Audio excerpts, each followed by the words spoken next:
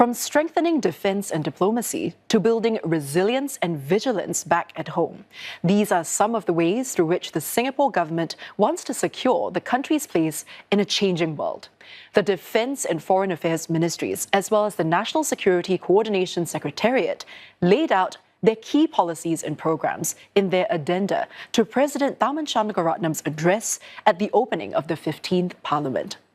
Now, Singapore is set to launch a comprehensive strategic partnership, or CSP, with New Zealand, a move that signals closer cooperation across a wider range of areas. It's part of the Foreign Affairs Ministry's roadmap to deepen ties with like-minded partners as it lays out its priorities for the government's new term. Sherlyn Seah has more. Another chapter to the Republic's network of global ties. The partnership with New Zealand will be Singapore's fifth CSP, joining Australia, India, Vietnam and France. One analyst says it's a commitment that isn't taken lightly and concrete deliverables can be expected. It is also going to be quite substantive and extensive, building on the very good relations we have with New Zealand already, right? It covers everything from defense to trade relations, people-to-people exchange and the like. The Foreign Affairs Ministry has also set up a new Development Partnerships Directorate. This will strengthen the Singapore Cooperation Programme, whereby Singapore shares its experience with other nations and partners them for meaningful impact. We're a very global and a very networked country. Our economy, as you know, is one of the most open and one of the most globalized in the world, if not the most. And it is imperative for us, and it's existential for us, that the global economic and trading environment is stable. And this is our effort to contribute to the building of such a stable environment.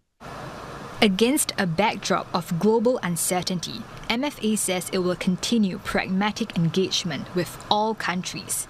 This starts with immediate neighbours like Malaysia and Indonesia, while ASEAN remains a cornerstone of foreign policy. The ministry will also strengthen ties with the US and China and position Singapore as a so-called co-steward of the global commons, backing rules-based multilateralism at the United Nations and the World Trade Organization. Defence Minister Chan Chun Sing also shared his ministry's plans. He says that the setup of new structures, including the Digital Ops Tech Centre and the Artificial Intelligence Centre, will drive Singapore's development of new capabilities. They're part of the SAF C4 and Digitalisation Command. Now, those structures will be used to develop advanced cybersecurity and unmanned platforms.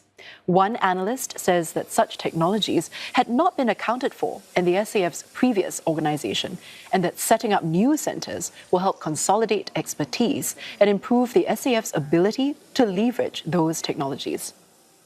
You need to think about how these new units will fit into your existing structure so that they can work seamlessly in an integrated fashion without getting into each other's way, or to optimize the capabilities that drones bring into the wider SAF structure as a whole. MINDEF says it will also expand opportunities for volunteers of all ages, skill sets and backgrounds to contribute to national defence. A refresh to its approach to national education is also in the works. The National Security Coordination Secretariat says it'll ensure Singapore remains proactive and well-coordinated in tackling national security risks. This as the country is navigating an increasingly fragmented and volatile world. The Secretariat says it'll work with other government agencies to identify key emerging risks and assess the security implications. It'll then develop solutions and coordinate the responses to address such risks. The Secretariat, which is under the Prime Minister's office, also supports efforts to strengthen the public services capability to respond to risks effectively.